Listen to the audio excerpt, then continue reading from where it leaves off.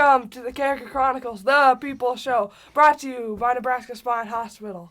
He was so afraid he was going to jack that up. Literally, like, seconds before the show, he's like, no, welcome to the Carriker Chronicles. I thought you did pretty good. All right, this is our prediction show. You know me, Adam Carriker. This is my son, the khaki-wearing trader, Jacob. Okay, if you don't know where that comes from, this show gets put out on YouTube. And last Thursday, I was looking at some of the comments for our prediction show going into the Michigan game, and there was a fan, because Jacob, I've miserably failed as a father, is a Michigan fan. And one of the fans put in the comments something about your khaki-wearing trader son, Jacob, and I burst out laughing as soon as I saw it.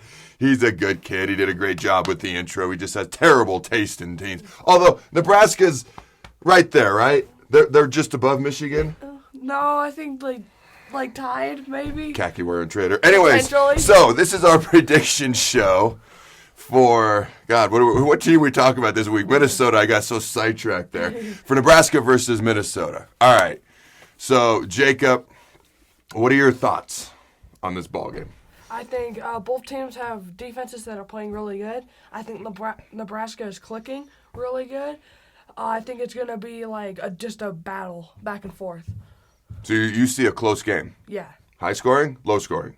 Medium scoring? Medium. Medium scoring? I don't think I've ever heard that term before. Medium scoring. I don't know. How do you want your eggs done? Medium well. How do you want your football game? Medium. I don't know. All right.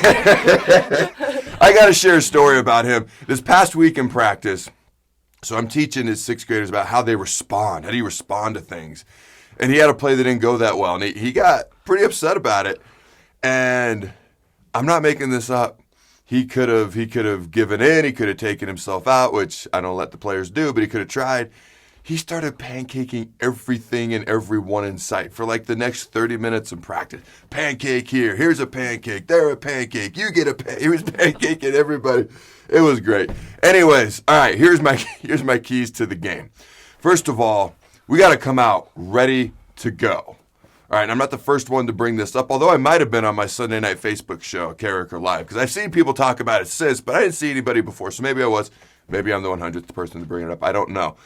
But Minnesota's coming off a bye week, okay?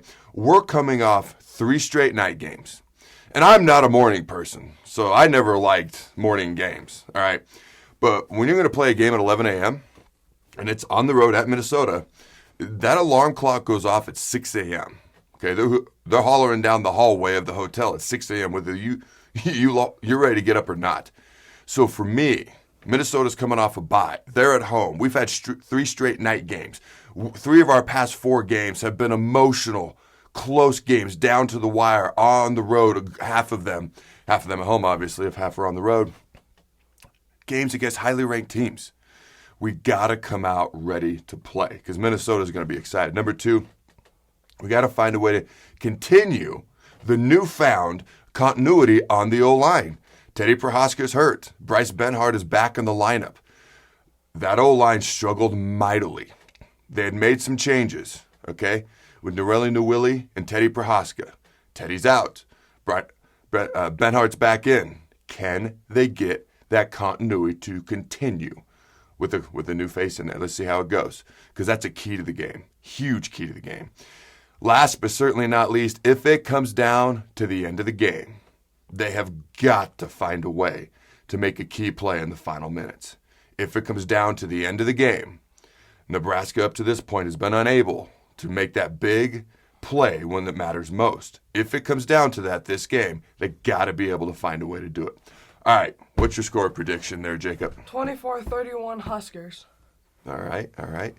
So Nebraska's a 3.5-point favorite. The over-under for this game is 48 points. And just an interesting tidbit, Nebraska is 3-4, as we know. Minnesota's 3-2. They've actually played 2 less games because they have had a bye. We have not. We'll have that next week. And we had a week 0 game. They did not.